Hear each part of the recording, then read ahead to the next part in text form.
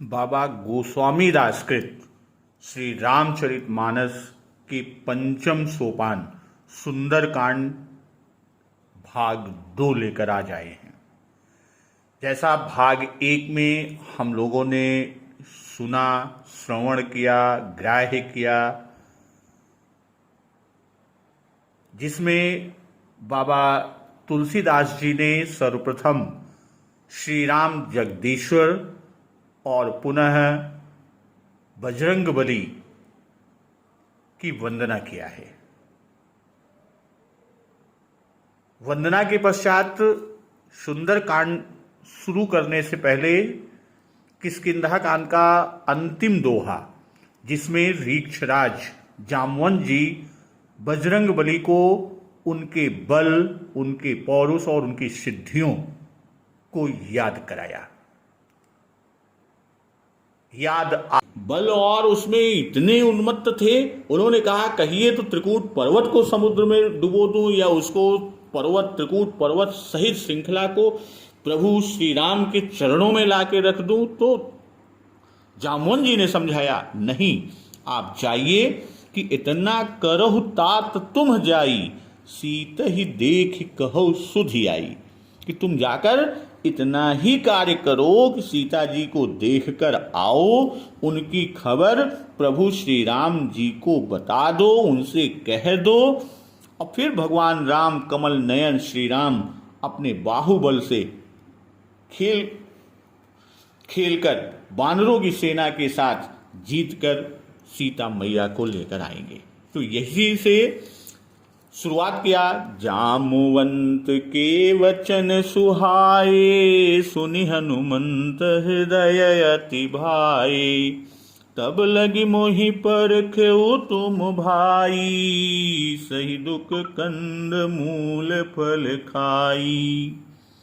जब लगी आवऊं सीत ही देखी, होहि काजु मोहि हरस बिसेकी। यह कही नाई सबन कहु माता, चलऊ हरसि अधरि रघुनाथा। जामवंत जी के सुंदर वचन सुनकर हनुमान जी के हृदय को बहुत ही अच्छे लगे, उनको बहुत भाए। और हनुमान जी बोले, हे भाई, तुम लोग दुख सहकर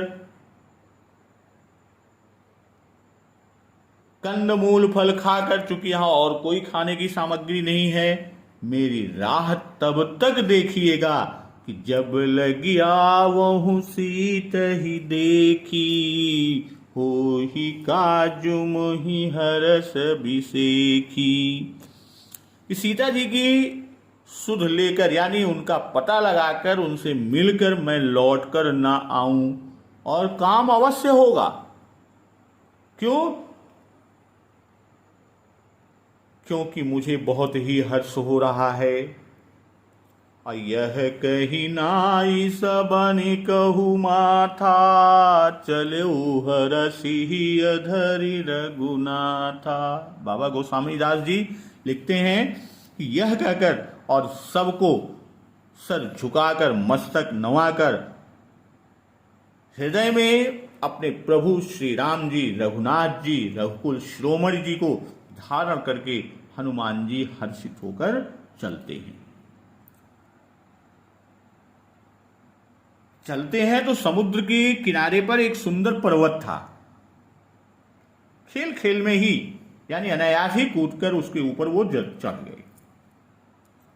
और वहां पर चढ़कर बार बार रघुबीर संभारी, तर क्यों पवन तनय बल भारी।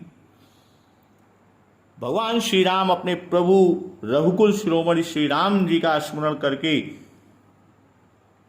हनुमान जी उस पर बड़े वेग से उछलते हैं, उससे छलांग लगाते हैं। तो जिस पर्वत के शिखर से बजरंगबली पवनसुत छलांग लगाते हैं, जैसे हम आप छलांग लगाते हैं, तो देखिए पैर का यानी शरीर का दबाव जमीन पर पड़ता है। उसी तरह जब बजरंगबली उस पर्वत के शिखर से छलांग लगाए तो उनके शरीर का जो वेग नीचे, जैसे आप न्यूटन के थर्ड लॉ में देखते हैं एक्शन रिएक्शन, क्रिया प्रतिक्रिया, तो ऊपर की ओर चलते हैं तो उतना ही वेग नीचे की तरफ लगा। इसीलिए कि जही गिरि चरण दे हनुमंता, चले सुगा पाताल तुरंता।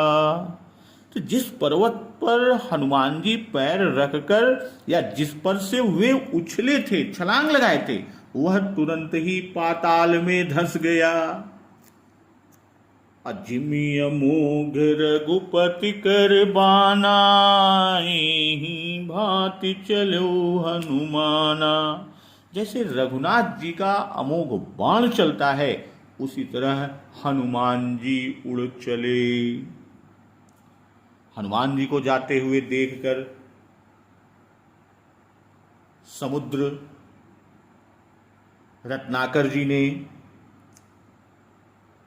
मैनाक पर्वत से कहा कि तय मैनाक हो ही श्रमहारी, तू इनकी थकावट दूर करने वाला हो, अर्थात अपने ऊपर इन्हें विश्राम दीजिए। लेकिन हनुमान ते ही परसा, कर पुनि कीन्ह प्रणाम, राम काज कीन्हे बिनु मोहि कहाँ विश्राम। हनुमान जी ने हाथ से छूकर प्रणाम किया और कहा, हे पर्वत शिखर, हे पर्वत देव, श्री रामचंद्र जी का कार्य किए बिना मुझे विश्राम कहाँ। भाई बजरंग बली चले तो देवताओं को भी ये हुआ कि बजरंग बली माता सीता की सुध लेने जा रहे हैं, उनका पता लगाने जा रहे हैं, तो इनके बल विवेक और बुद्धि का पता लगाया जाए। तो जात पवन सुत देवन देखा, जानई कहूँ बल बुद्धि विसेखा। सुरसा नाम अहिन गई माता, पठइन आई कही तेहि बाता। देवताओं ने जब पवन पुत्र बजरंग बली हनुमान जी को जाते हुए देखा तो उनको भी संशय था, क्या बजरंग बली में वो बल है, वो बुद्धि है, वो ज्ञान है। तो उनके उसी विशेष बल बुद्धि की परीक्षा के लिए, उसको जानने के लिए देवताओं ने सर्पों की माता सुरसा को भेजा। अपठैन आई कही तेहि बाता। तो सुरसा मैया आकर उनसे अर्थात हनुमान जी से यह बात कही। क्या कही कि आज सुरन मोहि तीन्ह आहारा, सुनत बचन कह पवन कुमारा। राम काज कर फिर मैं आवऊं, सीता कई सुधि प्रभु ही सुनावऊं। हे माता, मैं राम का कार्य कराऊं, किससे कहा? सर्पों की मैया सुरसा, जिसे देवताओं ने हनुमान जी की परीक्षा के लिए भेजा था। और सुरसा माता ने आगे कहा कि देवताओं ने मुझे भोजन दिया है। और यह सुनते ही हनुमान जी ने कहा, पवन पुत्र ने कहा, पवन कुमार ने कहा कि श्री राम का कार्य करके मैं लौट आऊं और सीता की खबर प्रभु को सुना दूं।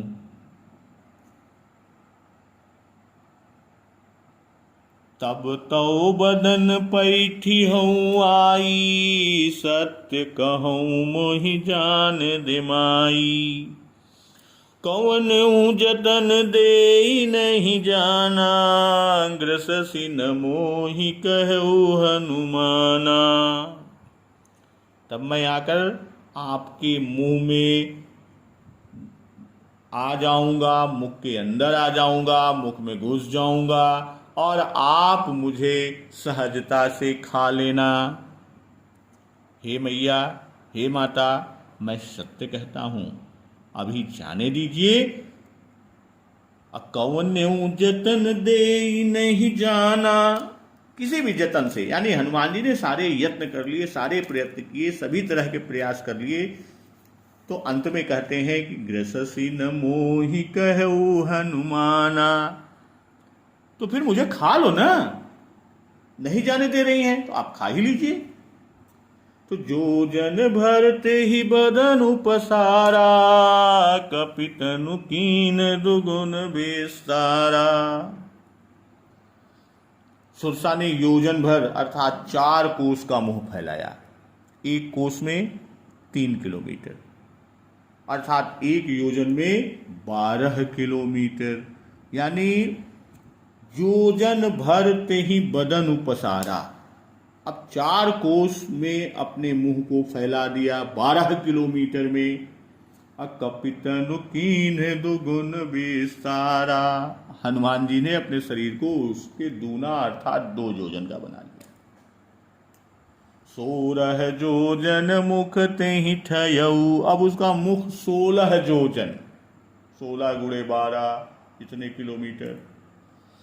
तुरत पवन सुत 32 भयऊ, जैसे जैसे सुरसा बदन बढ़ा रही है, हनुमान जी उसका दूना रूप दिखाते जा रहे हैं कि जस जस सुरसा बदन बढ़ावा, तासु दून कपि रूप दिखावा। असत जोजन ते ही आनन कीन्हा, अतिल गुरूप पवन सुत लीना। जैसे जैसे सुरसा का मुंह बढ़ता गया, यानी वो अपने मुंह का विस्तार करती गई, उसे फैलाती गई, हनुमान जी उसके दूने रूप में आते गए, अपने को उसके दूने रूप में करते गए।